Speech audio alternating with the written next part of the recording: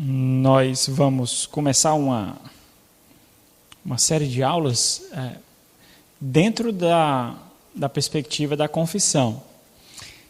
O que eu percebi que nós começamos o estudo da confissão, não como nós deveríamos começar.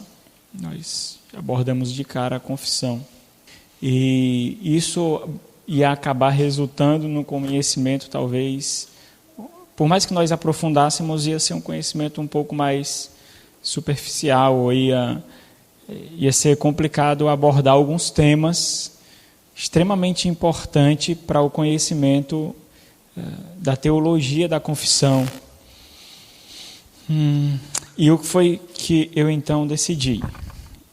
Principalmente à luz do tema do capítulo 7, que fala da aliança de Deus com o homem, que é uma forma de Deus se relacionar com o homem, ou a forma de Deus se relacionar com o homem. E isso é uma identidade singular da doutrina batista reformada. Pelo menos no Brasil, esse ano, do ano passado para cá, tem sido lançado alguns livros em português. Até então não tinha material em português para esse tipo de ensino. Então, os irmãos percebam a importância dessas aulas, porque durante esses períodos, esse período que nós vamos estudar, não vai ter trabalho com as crianças para todos estarem aqui mesmo, por causa da singularidade dessa doutrina para a nossa identidade como Igreja Batista Reformada. Ok? Eu espero que os irmãos, até esse ponto aqui, já gostem de teologia, porque nós estudaremos teologia mesmo, assim, teologia bem maciça mesmo. Vai ser muita teologia mesmo. Eu vou tentar fazer aqui, ou pontuar algumas aplicações, como isso é importante para nós, mas o ensino é extremamente teológico mesmo, né? Os irmãos vão se deparar, por exemplo, com dificuldades que nem passa pela cabeça dos irmãos, mas passa pela cabeça de todo pregador e deve passar pela cabeça daqueles que desejam responder, pelo menos, porque são reformados, né? Em sua teologia. Vai um pouco mais além do que simplesmente os 5 solas da reforma e o calvinismo.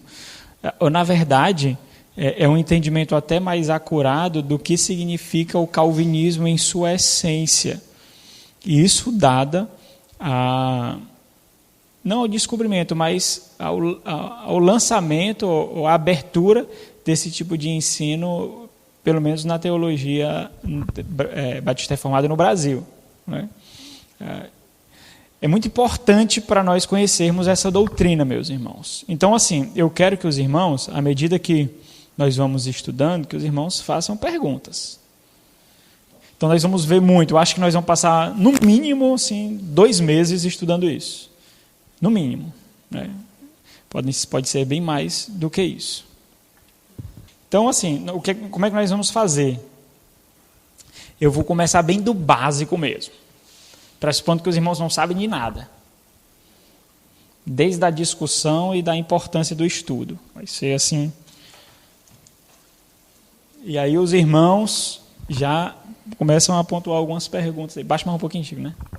Distintivo de Igreja Batista Reformada. Esses distintivos, meus irmãos, o que distingue, né? Então, assim, qualquer termo que os irmãos não saibam, os irmãos perguntam. Tá? Qualquer termo distintivo, para distinguir, certo?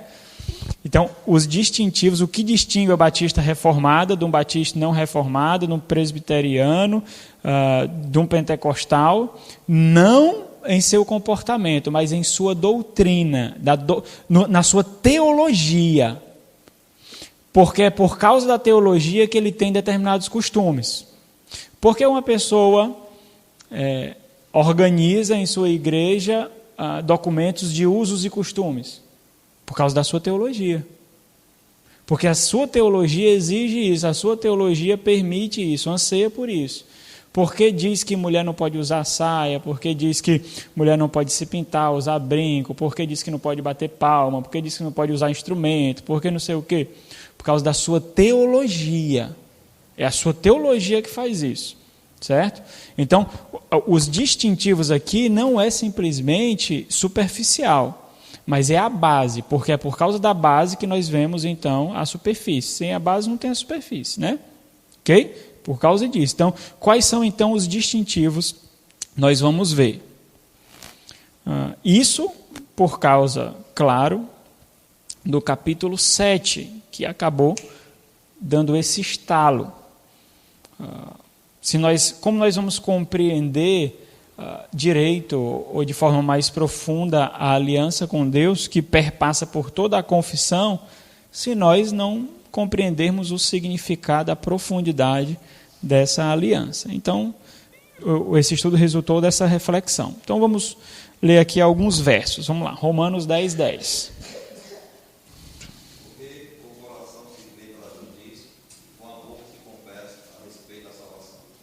Ok. João 5,39. Examinais as Escrituras, porque julgais ter nelas a vida eterna, e são elas mesmas que testificam de mim. Ok. Hebreus 13, 7. Lembrai-vos dos vossos dias, os quais vos pregaram a palavra de Deus, e, considerando atentamente o fim da sua vida, imitai a fé que tiveram. Ok. Então, por considerar princípios desses textos aqui, desses versos aqui, nós precisamos organizar a história da redenção de Deus em nossas mentes. É necessário ter uma compreensão clara, histórica e bíblica da forma como o plano de Deus, com o plano da redenção divino se relaciona com o homem ou se desenrola na humanidade. Como Deus interage com o seu povo? Essa é a pergunta. Como Deus interage com o seu povo na história da redenção? Existe um plano? Qual é a medula desse plano? Qual é a coluna vertebral desse plano? Qual é a essência desse plano? Qual é a estrutura desse plano? Como Deus, então, planejou e revelou se relacionar com o homem? Qual a base dessa relação? Simplesmente ele começou a se relacionar e as coisas foram acontecendo e ele, então, eu vou fazer uma promessa aqui porque essa promessa é importante, porque ele vai acreditar, nesse determinado período de tempo eu vou me relacionar dessa forma, porque assim ele entenderá melhor o meu relacionamento com ele. Então, qual é a forma que Deus se relaciona com o seu povo? Talvez ainda você não esteja entendendo. O foco, a estrutura é por meio de promessas apenas? Ou de uma promessa que aponta exclusivamente para Cristo? Ou é por meio de várias dispensações, várias formas de administrar o povo que Deus teve para com o povo? Em determinado período ele se relacionou com o homem de uma forma, em determinado período de outra forma, e em outro período de outra forma, ou é por meio de alianças? Deus fez alianças com os homens, e quantas alianças ele fez? Essa aliança contém uma promessa, então, ou mais promessas. É essa identificação que nós vamos tratar aqui ao longo dessas aulas. Então, esse campo de estudo está ligado à teologia bíblica. Daqui a pouco eu digo que é teologia bíblica. A teologia bíblica não é, por exemplo, uma teologia que é ortodoxa, que é conservadora, que sai da Bíblia. Não é isso, não é? Então, talvez, meus irmãos, o termo campo aqui de estudo seja bem apropriado, por quê? Porque existe uma batalha travada no meio teológico para identificar ou para expor essa ideia de forma mais clara do relacionamento de Deus com a humanidade. Muitos estudiosos, vários teólogos, muitos livros são escritos para identificar isso. Esse trato de Deus com o homem. Então, por exemplo, existe a teologia bíblica, existe teologia sistemática e existe a teologia histórica. Teologia sistemática também é teologia bíblica, nesse termo de que sai da Bíblia. Mas qual é a diferença da teologia bíblica, por exemplo, para a teologia sistemática e outras teologias? A teologia bíblica, ela lida com a área da exegese. O que é exegese? É o estudo das Sagradas Escrituras, tendo em consideração o seu contexto histórico, o seu contexto literário. A exegese, portanto, a teologia bíblica, ela lida exclusivamente com as Sagradas Escrituras, sem esperar a influência nem filosófica, nem sistemática, de nenhuma forma. Ela lida com o texto. Teologia sistemática, por outro lado, ela tem categorias, por exemplo, cristologia, eclesiologia, então ela vai preencher essas categorias. E aí, muitas vezes, a teologia sistemática, ela força um pouquinho o texto para que determinado texto se encaixe nessa categoria. Então, eu preciso falar de Cristo, então eu vou pegar todos os textos que falam de Cristo. E aí eu pego textos que fazem menção direta ou indireta a Cristo, e então eu coloco lá. E muitas vezes, naquele campo que foi colocado aquele texto, não está falando exclusivamente ou necessariamente da forma como a teologia sistemática abordou. Então, a teologia bíblica não lida com isso. A teologia bíblica, ela considera o texto bíblico, levando em consideração a época em que o texto foi escrito, quem escreveu, quais são os costumes, tanto daquele povo, como o pensamento do autor, aquilo que ele deixou registrado através de outros escritos, sem ter qualquer influência externa. Então, qual é a ideia aqui?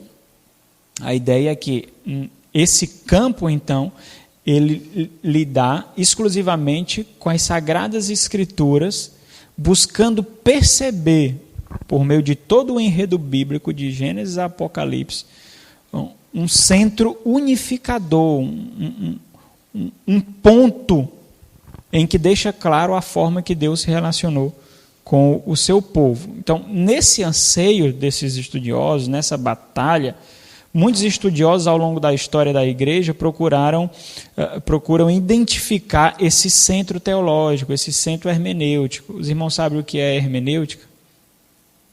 É a ciência da interpretação de textos. Então, não é só na teologia que tem hermenêutica. Em muitos cursos acadêmicos tem o estudo da hermenêutica, principalmente no direito. Direito, eles têm disciplina só de hermenêutica, porque eles vão lidar com leis, vão lidar com textos. Então, eles têm que interpretar os textos.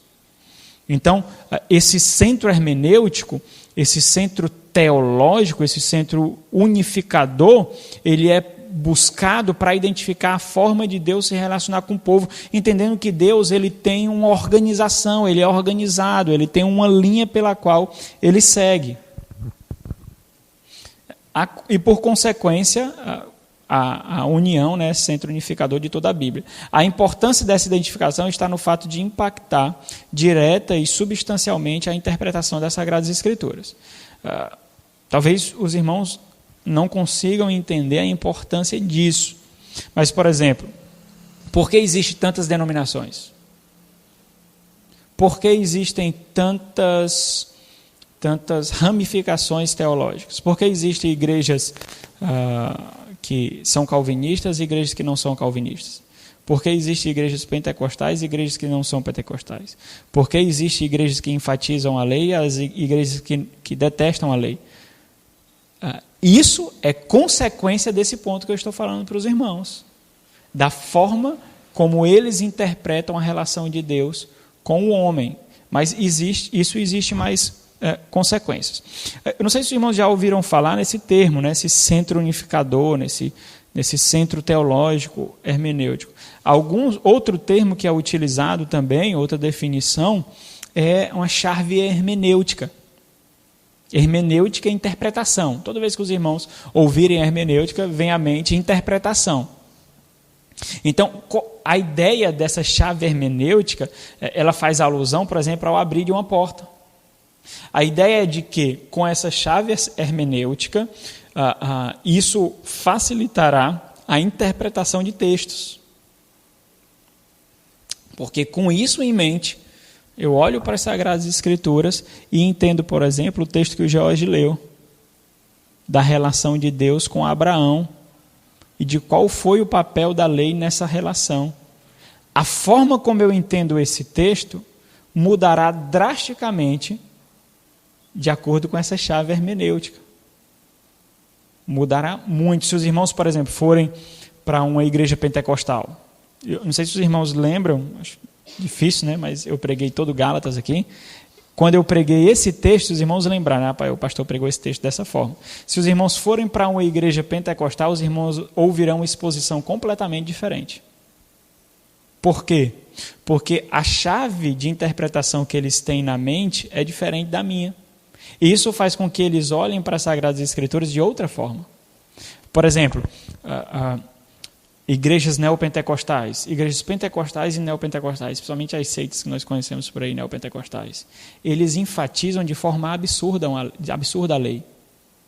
Por quê? Porque eles usam e abusam do simbolismo do Antigo Testamento. Arca, promessas, os tipos que aparecem ali para Cristo. Eles usam e abusam. Isso é a forma que eles enxergam. Os neopentecostais, sem sombra de dúvidas, não sabem disso que eu estou falando, não. Mas mesmo sem saber, é assim que eles fazem. É por causa disso que eles fazem. Ok? Então, chave hermenêutica é uma estrutura formada na mente do intérprete de como Deus se relaciona com o homem.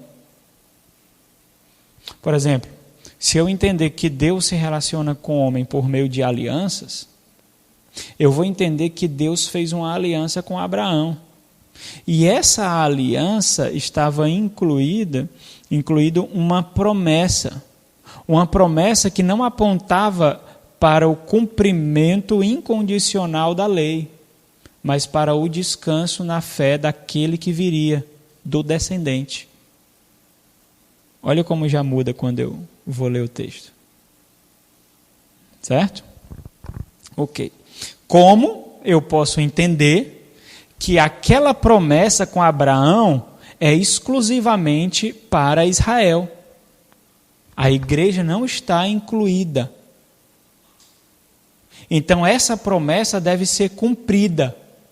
Só que nós vivemos um período em que Deus se relaciona com a igreja, um povo diferente de Israel.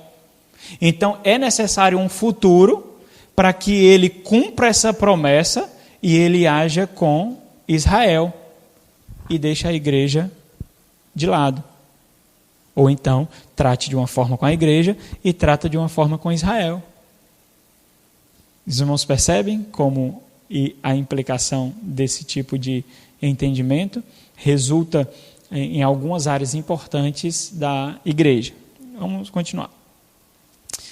Por exemplo, uma consequência natural a identificar uma chave hermenêutica resultará diretamente na forma de interpretação do relacionamento entre o Antigo e o Novo Testamento.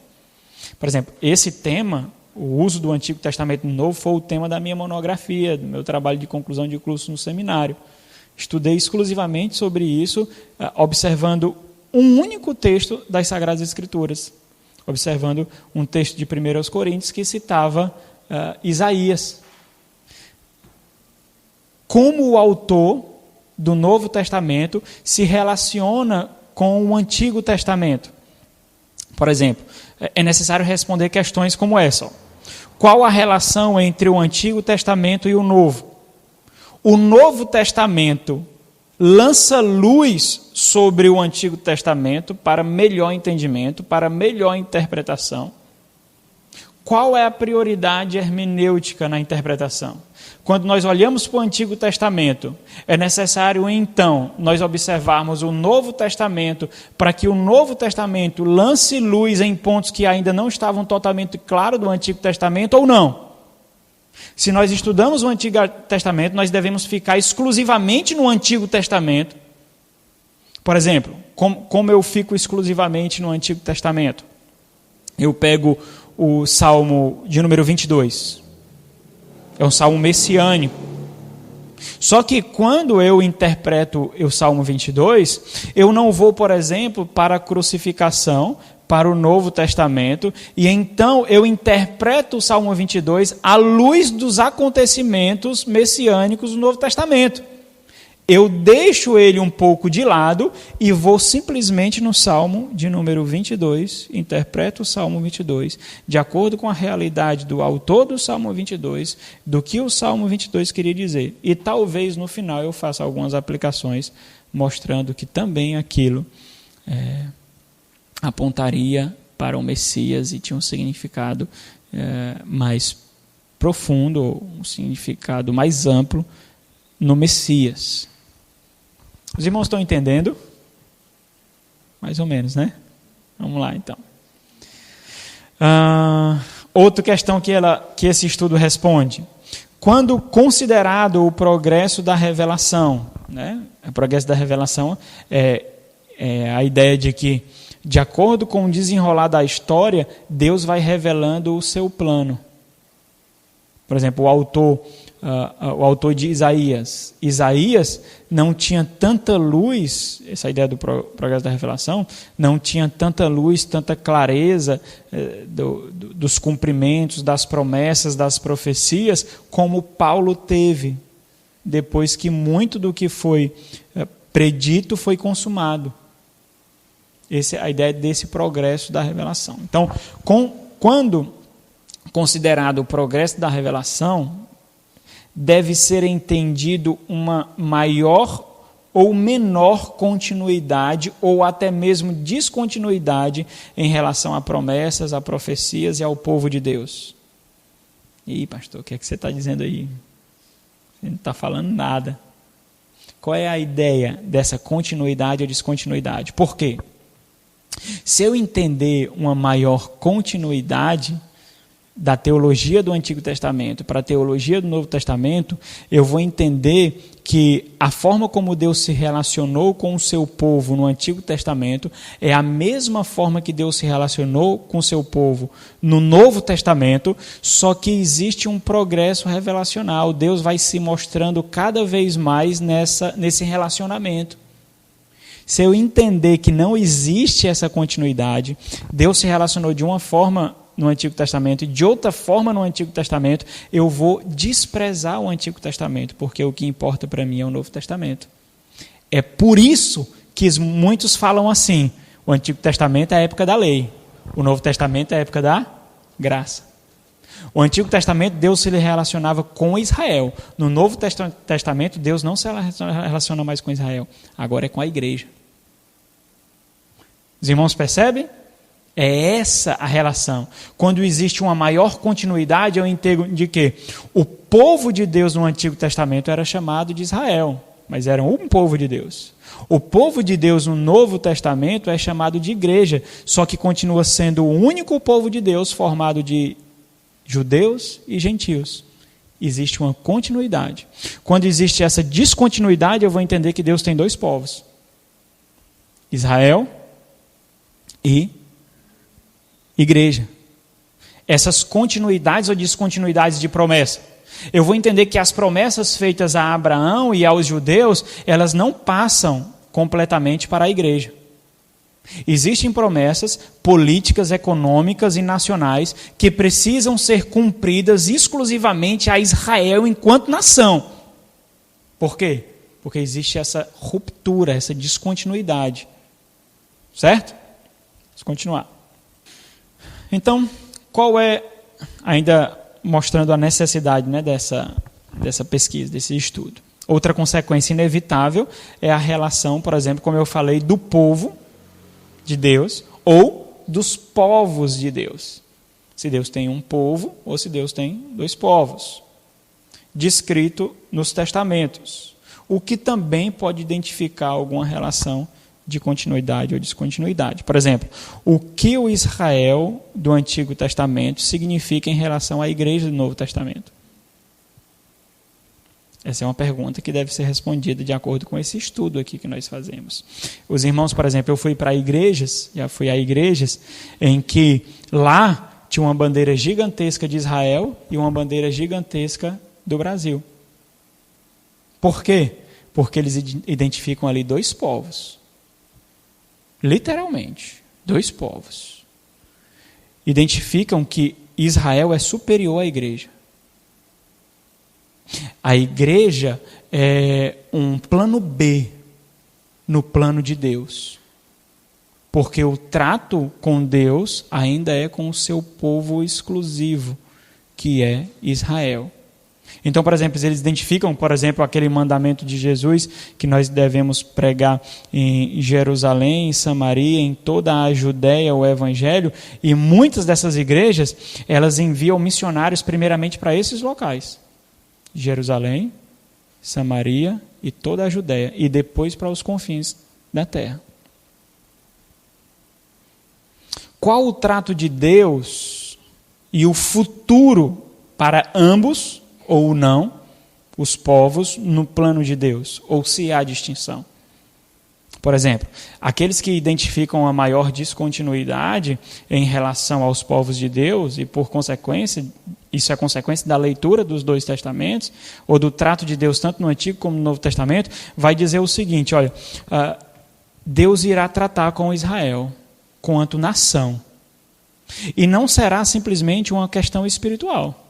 Deus irá tratar com Israel tanto política, como econômica, como socialmente. E isso vai acontecer no milênio futuro.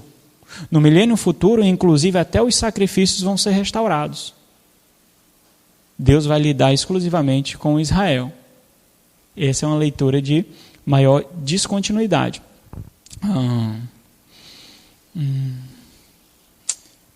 Alguma pergunta, irmãos? Não? Ok, deixa eu... Oi? Pode fazer, aqui tem que fazer perguntas. Eu sei. Então deixa eu ver se eu...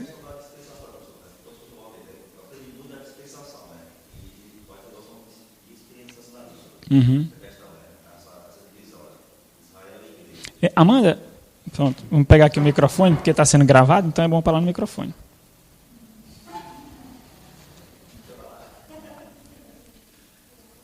Tem. Pode falar. Na questão da dispensação, né? Essa questão entre dois povos, né? Israel e igreja. Israel buscava Jerusalém terrena, né? Em casa de Canaã, e enquanto a igreja, a Jerusalém celestial, né? Então, havia essa distinção. Mas, devido aos estudos, a gente vai aprendendo que vê que não foi Israel de Deus que entrou na igreja, e sim a igreja que entrou na... Até esses termos são importantes, por exemplo, Israel de Deus. Né? Então, esses termos são muito importantes. Agora a gente vai falar disso, meu irmão, mais na frente. Vai ter acho que daqui a 2 domingos nós vamos falar só sobre o dispensacionalismo e as suas várias vertentes, né? Ao longo da breve história dele e as suas características do dispensacionalismo. É por isso que eu não falo muitas coisas, porque eu fico só ouvindo e absorvendo e juntando com o do passado que eu aprendi, né? Estou entendendo. Para ver até que ponto, assim, eu tenho conhecimento do que eu aprendi, o que é certo e o que é errado, né? Ok. Não, tranquilo. Então, oi?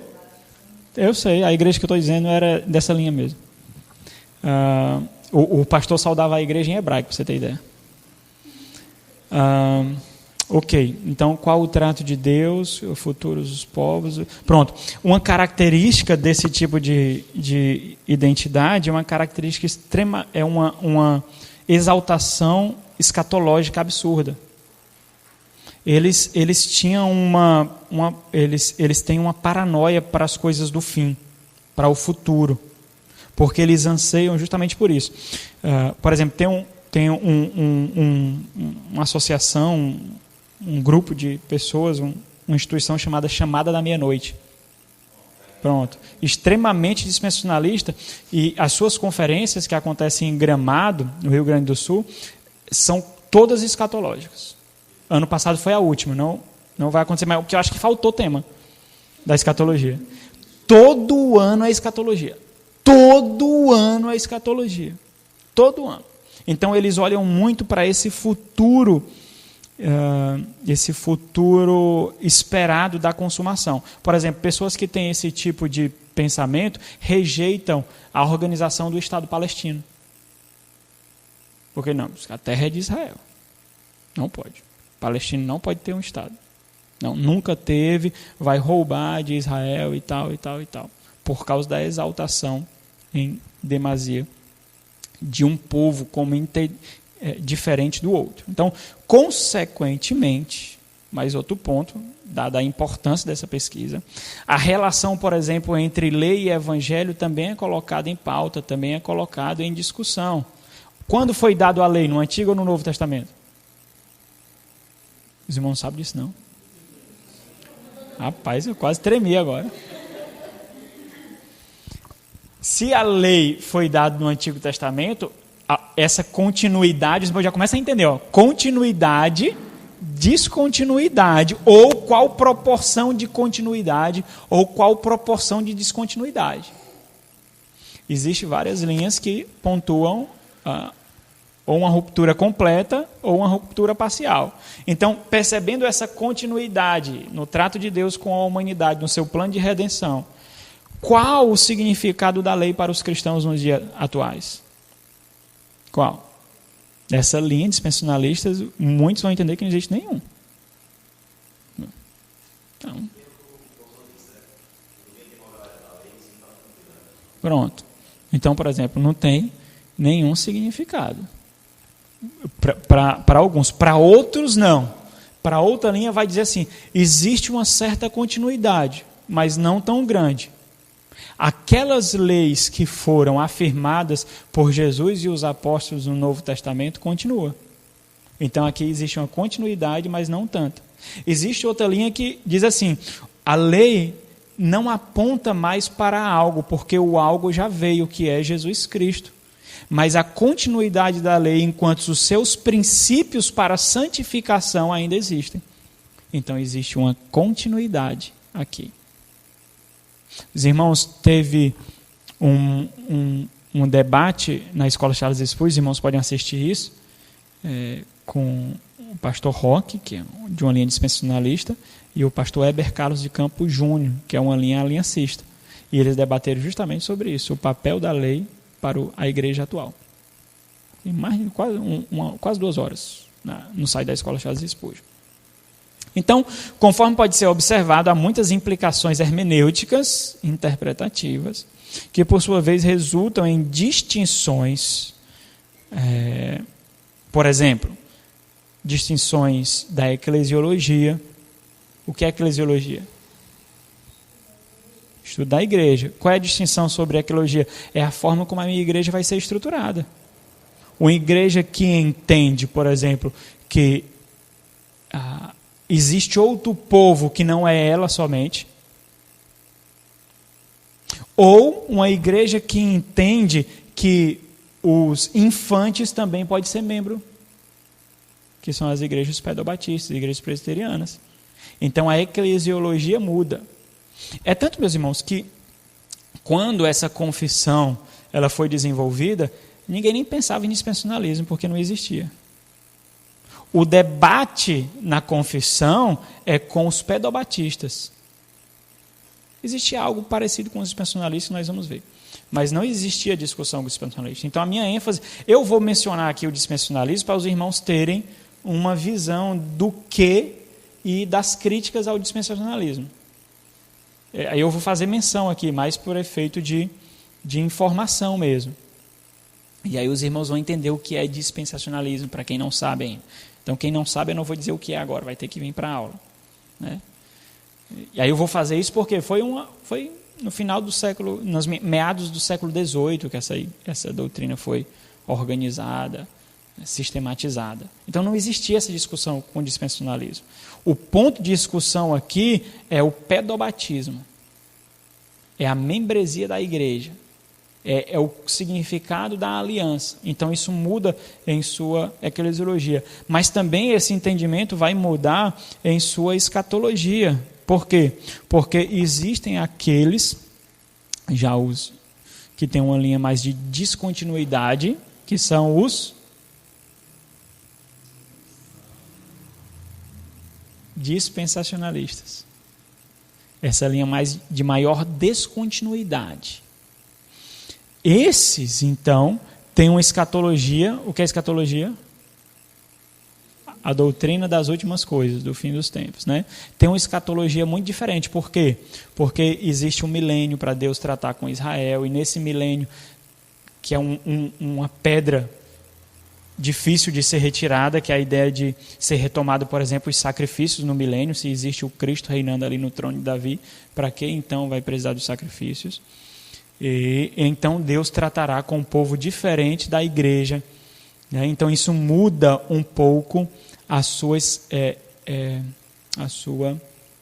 escatologia, como também a sua soteriologia. Como a aliança de Deus se relaciona com crianças que não podem crer. Esses já são os pedobatistas, certo?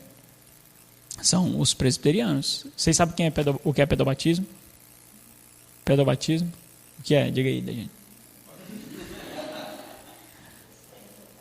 O que é?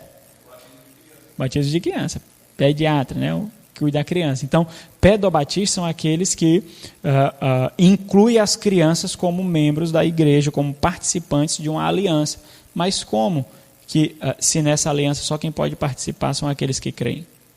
Então, existe essa discussão, então, em sua soteriologia também, né? Oi? Outro ponto também que é muito debatido também lá, é esse, os escatológicos, né? Eles são muito fortes nesse ponto escatológico também. São, muito. E o ensinamento é nesse ponto aí mesmo, né? E, inclusive, até aqueles filmes, né? Deixado para trás. Deixado para trás. Eles têm vários filmes que fizeram também, né? Nesse sentido. Tem. Então, por exemplo, ainda na necessidade da pesquisa. Portanto, é de suma importância uma definição e identificação clara dessa relação para a igreja local. Porque a igreja local precisa saber onde ela está situada. Por exemplo, por que nós não temos uma ênfase tão grande em Israel e em escatologia? Nós precisamos responder isso. Por quê? Porque a nossa igreja, por exemplo, não batiza crianças? Nós precisamos responder isso. Porque o Novo Testamento não existe essa prática, mas isso vem do Antigo Testamento. Por quê? Porque existe uma maior continuidade. Olha a interpretação, então, dos pedobatistas.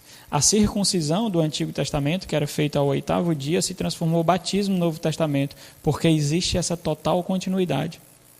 Então, se as crianças no Antigo Testamento poderiam ser batizadas, como existe essa continuidade, as crianças podia ser circuncidada, as crianças no Novo Testamento podem ser batizadas. Mas aí nós encontramos uma falha. Por quê? Porque o batismo é diante da profissão de quê? Preciso dizer, eu creio. Preciso confessar com a boca. Como? Verdade. Então é preciso confessionalidade, uma crença definida doutrinária. Com isso em mente, essa pesquisa foi realizada para expor e definir o que foi considerado a linha hermenêutica, a linha de interpretação mais prudentemente bíblica a ser seguida, a posição histórica batista reformada. Então, a ideia é o quê? Daqui para lá nós vamos abordar mais algumas questões importantes sobre a confissão em si. Depois nós vamos abordar as principais linhas de interpretação, sistemas de interpretação, o dispensacionalismo, a teologia da nova aliança, que é a teologia que tem crescido mesmo, e por consequência, depois o aliancismo. Mas existe uma distinção entre o aliancismo pedobatista e o aliancismo credobatista. Credobatista é aquele que crê. Então existe uma distinção. E é isso que tem sido desenvolvido como sendo resgatado de uma doutrina histórica. Porque até então, muitos consideravam que o aliancismo faz referência apenas aos presbiterianos ou ao pedobatismo, né? Então existe essa distinção. Então, já que nós precisamos de confessionalidade, a igreja local precisa ser uma igreja confessional, nós precisamos então entender a importância da confessionalidade para a igreja. Então, sem dúvida alguma, nos dias atuais, esse não é um tema comum nas igrejas. Os irmãos não vão para escolas bíblicas, por exemplo, e vão ouvir falar sobre isso nas igrejas por aí. Na verdade, é provável que muitos, talvez a grande maioria, não consigam definir a que se refere o termo confessional ou confessionalidade. Então, definam para mim o que é confessional ou confessionalidade. Sério? Pode dizer. Mas o que significa? O que quer dizer? Confessar algo. Ser uma igreja que entende aquilo que crê, que se ampara em uma confissão definida, né? Continuidade.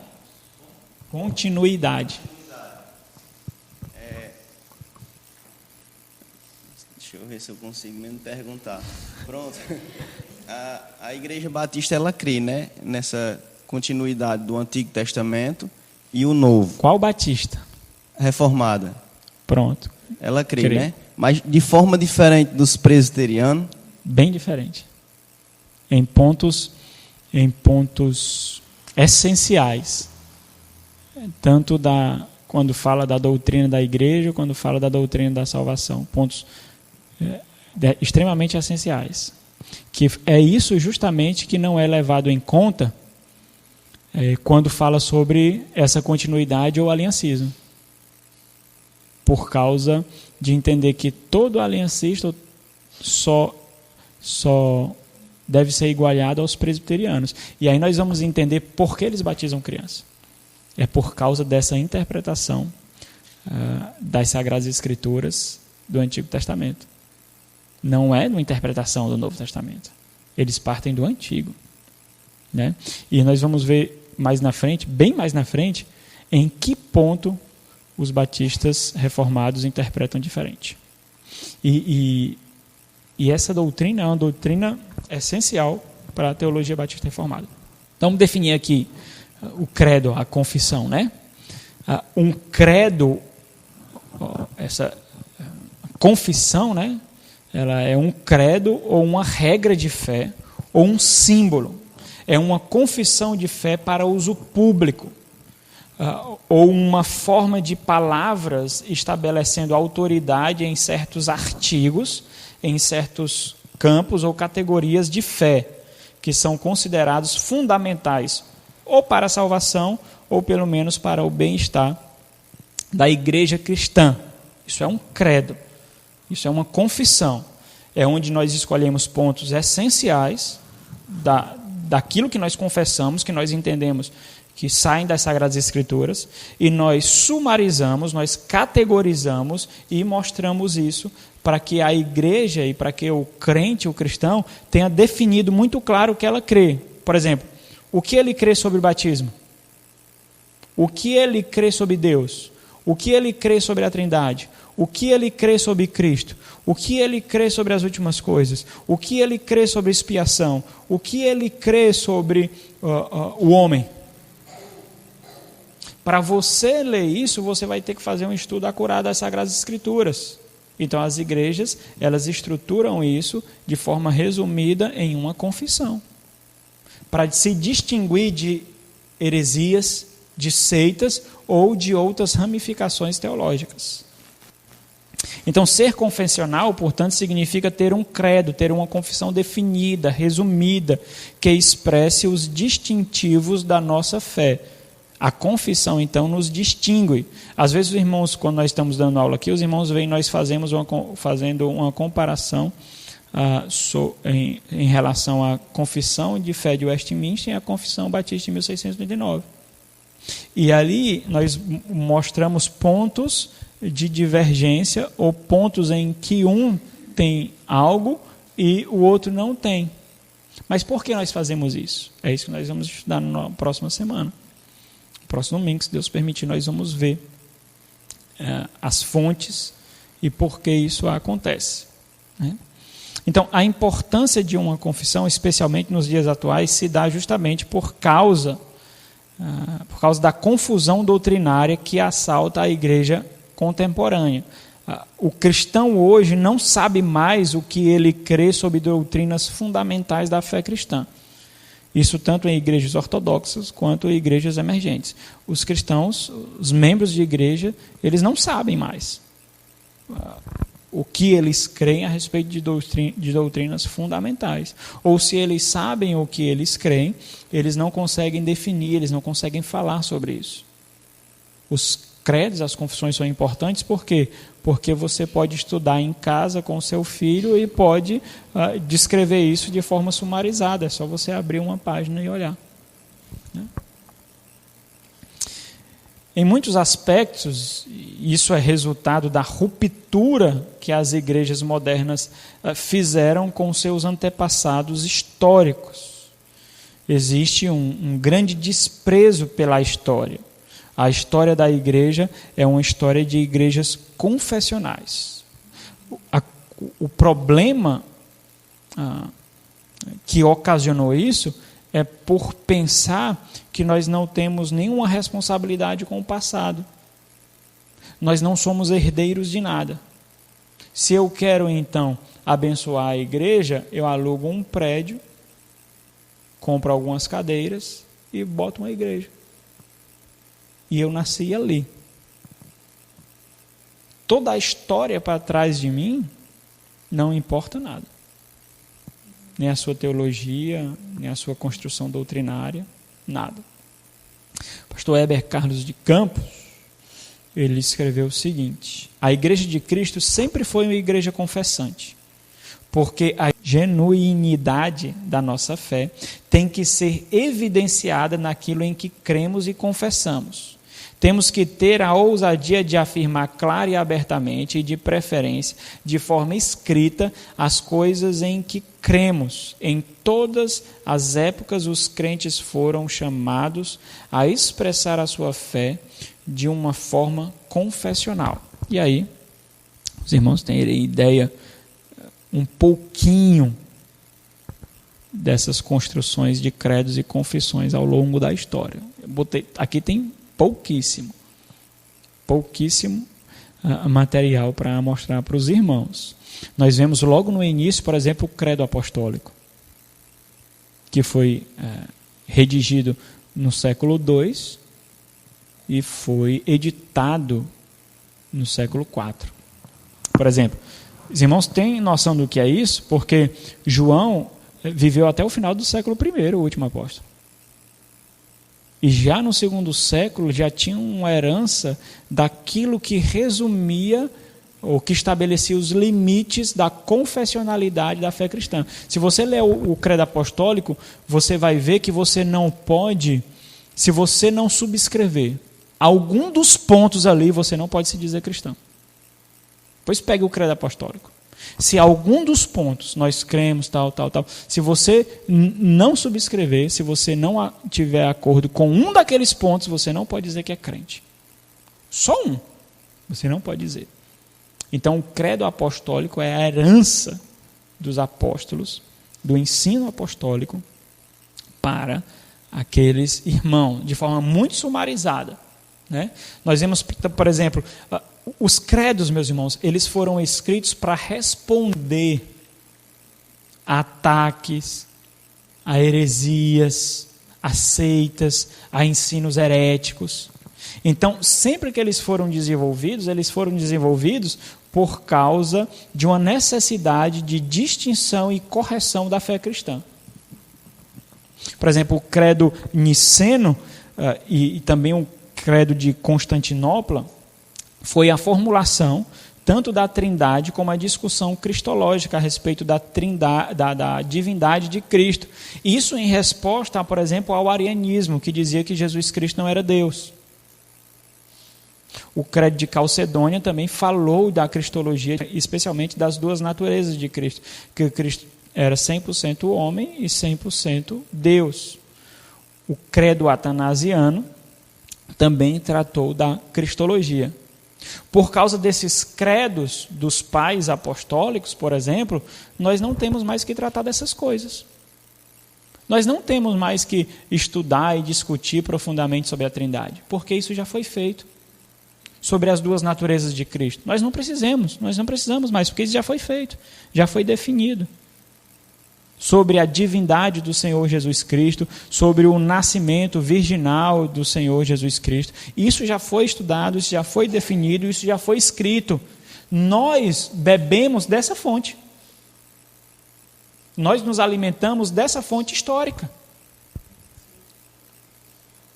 Existem alguns que têm um entendimento completamente errado, que só na Escritura exige a reprovação total de todos os outros escritos extra-bíblicos. Não é isso que quer dizer. Existem formulações teológicas que saem de princípios e estudos das Sagradas Escrituras. Nós entendemos que somente as Sagradas Escrituras têm autoridade, e isso é o sola Escritura.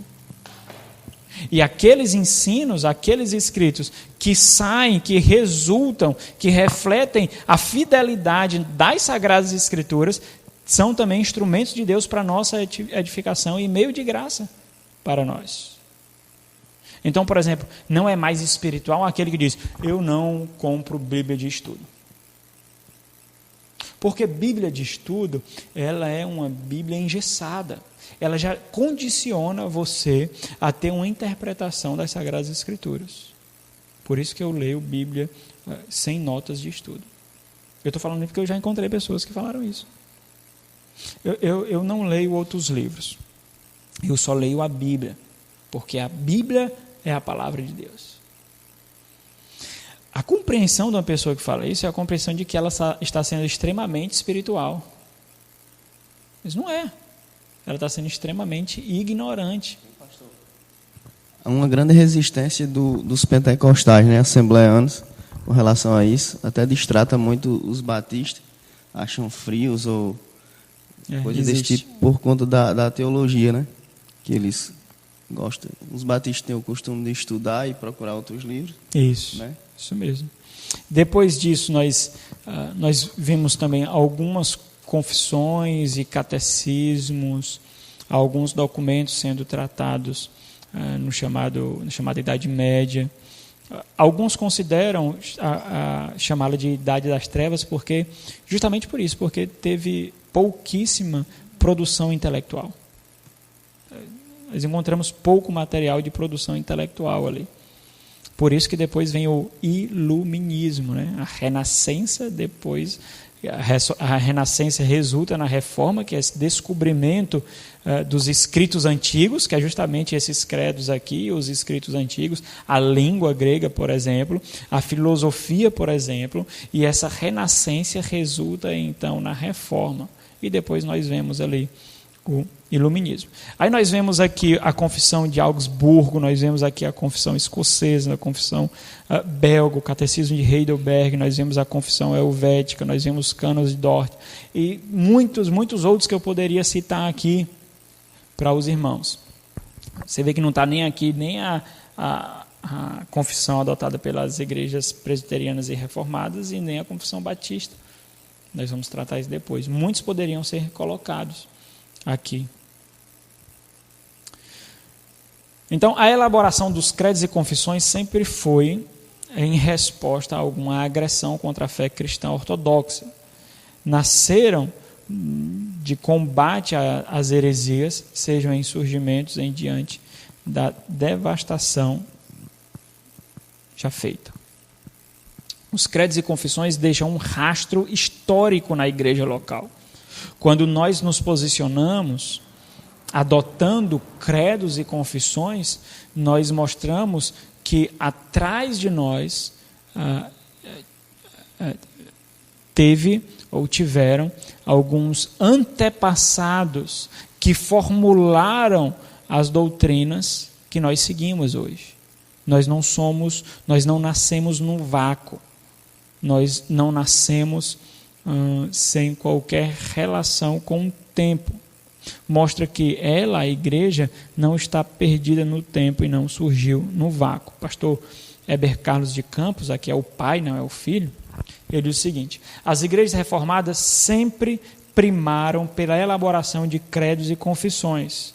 É características das mesmas serem confessionais.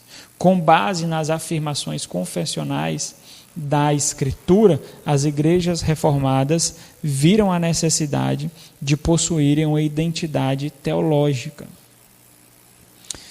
E é isso. Só até aqui.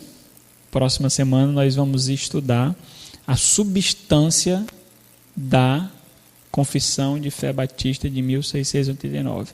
Quais os documentos foram utilizados para a elaboração dela, qual a influência ela teve, quais foram os principais teólogos envolvidos, qual é o distintivo dela em relação, por exemplo, aos pedobatistas, porque ela usou fontes já elaboradas na sua segunda edição. Né? Ok, meus irmãos? Diga aí, Jorge. Vou pegar o microfone e fazer uma pergunta ali, pessoal. Porque a gente, quando fala em distinções do aliancismo, né, e fala da distinção de salvação, né, eu acho que isso gera um certo impacto. Até quando o pastor falou, até leu a definição, a Dejane me perguntou, mas distinção de salvação, né, em relação aos presbiterianos, né? E a minha pergunta é até onde isso deve realmente nos impactar, de gerar até onde isso nos preocupa em relação a essa distinção mesmo. Porque quando se fala em distinção de salvação, gera um certo impacto, né? Que distinção é essa entre nós e os nossos irmãos presbiterianos? Né? Nós vamos, aqui é só um aperitivo, meus irmãos. Tudo que eu estou falando aqui, estou fazendo o máximo de esforço possível para abordar nas aulas seguintes. Para vocês terem ideia, eu estou no início da minha pesquisa, eu já tenho quase 20 páginas escritas. Então, eu acho que depois disso eu vou fazer um livrozinho, os irmãos vão ter esse livro. Eu não vou colocar tudo nas apresentações, porque existem coisas mais profundas e mais técnicas, mas eu vou colocar no material que eu vou entregar para os irmãos. Se os irmãos entenderem, bem, se não entenderem, estudem. Ou me perguntem, né? Tá bom? Então, nós vamos abordar isso daí. Nós vamos abordar essa questão, por exemplo, no início do dispensacionalismo, eles acreditavam que a salvação era por obras no Antigo Testamento. Era pelo cumprimento da lei. Na primeira versão do dispensacionalismo. E eu fiz questão de fazer pesquisas em documentos dispensacionalistas para trazer para os irmãos aqui. Houve o desenvolvimento, nós estamos na terceira geração dispensacionalista. Isso mudou para os dispensacionalistas. Mas no começo não foi assim. Então havia uma distinção soteriológica, que no Antigo Testamento havia uma forma de salvação e no Novo Testamento há uma outra forma de salvação. E agora há uma crítica ao aliancismo, porque existem 3 pactos, tanto numa visão batista reformada como numa visão presbiteriana ou pedobatista, que é a forma que Deus lidar com o povo. Existem 3 pactos. O pacto da redenção, que é o pacto não feito com o homem, mas feito com as pessoas da Trindade, de salvar a humanidade. Isso foi feito antes da fundação do mundo, Efésios capítulo 1. Existe o pacto de obras, e aí exige a necessidade da definição de obras. Por isso, dispensacionalistas criticam aliancistas, mas sem fazer distinção dos aliancistas pedobatistas e dos aliancistas credobatistas. Existe uma distinção fundamental. Esse pacto de obras foi feito antes da queda porque existia uma condicionalidade. Qual era a condicionalidade? O homem tinha que observar a ordenança de Deus. Porque se ele não observasse, ele morreria. Ele observou ou não? Não. Obras, condicionalidade, dependia de algo do homem. Então, nós vemos a aliança da graça, ou o pacto da graça. O pacto da graça, existe uma condicionalidade do homem ou não? Não, é graça. Só que isso nós não encontramos apenas no Novo Testamento. Nós encontramos como revelação no Antigo e como execução do Novo, para os batistas. Para os aliancistas, pedobatistas, eles entendem que o quê? Que no Antigo Testamento nós já vemos a administração, em Gênesis capítulo 3, versículo 15, na promessa, na aliança feita com Abraão. Ali já há administração. Então, os pedobatistas entendem duas administrações do pacto, duas execuções do pacto, uma no Antigo Testamento e uma no Novo Testamento. E Abraão, ele vem antes ou depois de Moisés? Abraão vem antes. A lei mosaica, a lei do Sinai, faz referência a quem? A Moisés. Então, como no Antigo Testamento, depois de Gênesis capítulo 15, e Abraão, os pedobatistas entendem que ali já existe uma administração, uma execução daquele pacto, eles colocam o que no bojo desse pacto? A lei. Por isso que eles entendem que a circuncisão ali, como institucionalizada, faz parte da aliança da graça. Então, por isso que os irmãos escutam alguns presbiterianos chamarem de quê? Filho da aliança. Mas eles não são, os batistas entendem. Não, só pode, aí por isso que eu digo um entendimento dúbio da salvação. Porque só faz parte da aliança da graça aquele que é salvo. Portanto, para os batistas, embora exista em Gênesis capítulo 3, versículo 15, o pacto da graça, ali não é a administração. Ali é a revelação. Ele é administrado aonde? Na nova aliança no Senhor Jesus Cristo. Os irmãos entendem? Então, acabei de adiantar 5 aulas aqui. Nós vamos ver isso pouco a pouco.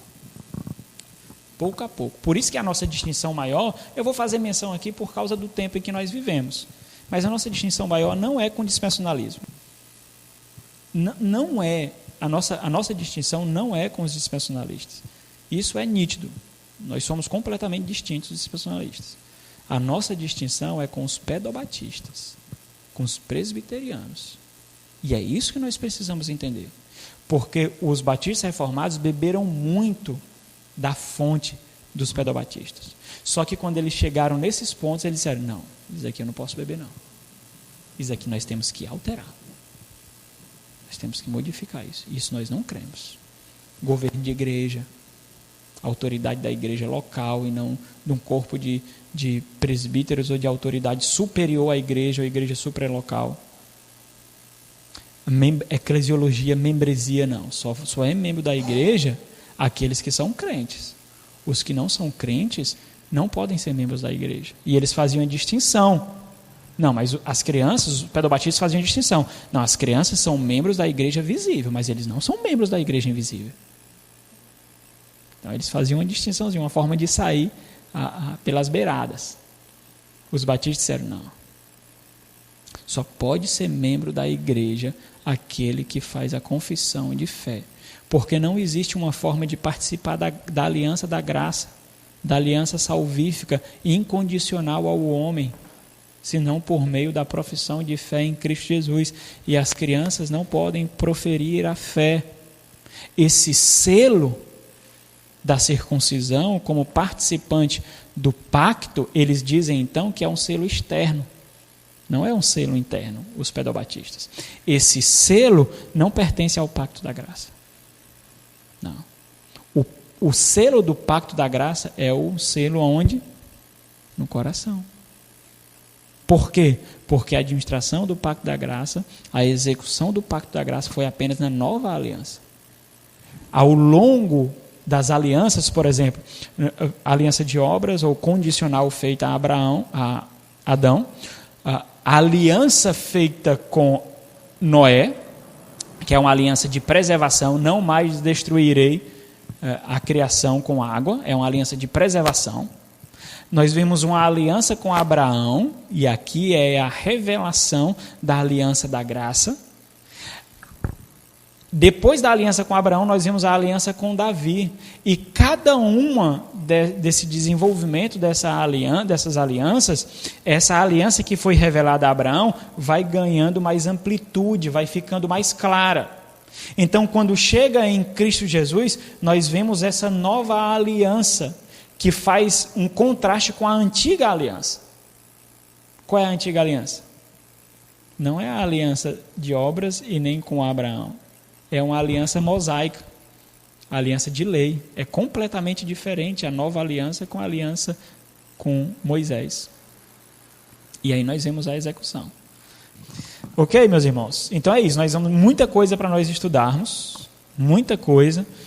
Eu peço que os irmãos orem por isso, certo? Para que nós consigamos fazer de uma forma clara.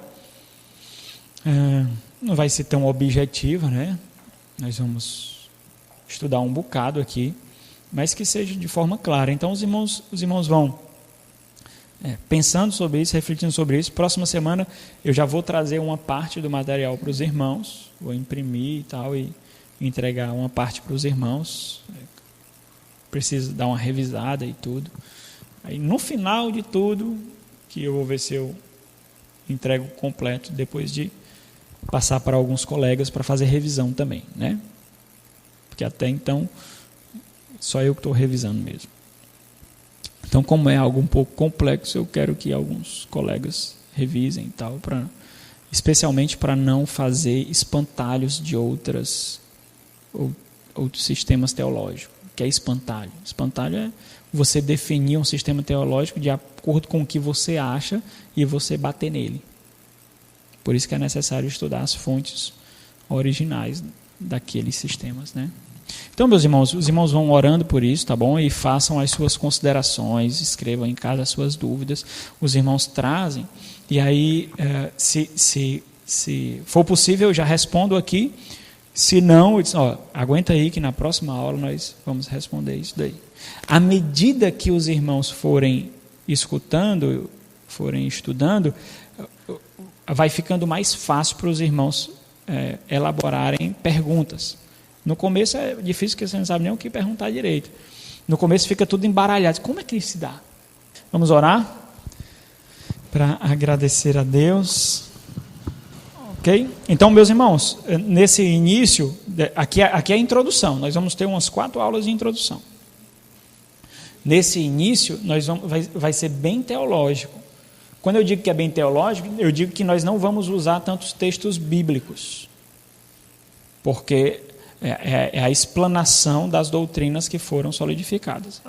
Aqui ou lá nós vamos usar. Mas quando nós formos estudar o federalismo faz referência ao aliancismo, que faz referência ao pacto. Pacto é a aliança, que faz relação a um contrato. Então, quando nós formos estudar isso, nós vamos ver muitos e muitos e muitos textos bíblicos. Tá bom? Vamos orar.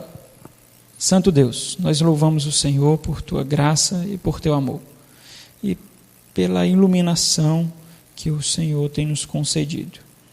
Nós estamos aqui, Deus, estudando os Teus maravilhosos ensinos, a Tua maravilhosa revelação, suplicando ao Senhor, confiando no Senhor, no Teu Santo Espírito, que nós estejamos sendo fiéis às Tuas Sagradas Escrituras, ó Deus. Que nós não possamos ser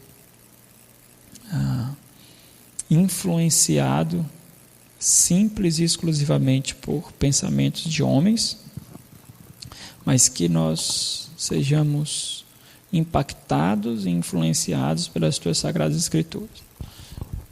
Naqueles pontos em que nós não concordamos, que nós possamos então rejeitá-los. Que nós sejamos escravos das Tuas Sagradas Escrituras exclusivamente. E que diante de tudo isso, Deus, nós possamos organizar em nossa mente os ensinos da forma como o Senhor se revelou e trata com o seu povo. Em nome de Jesus. Amém.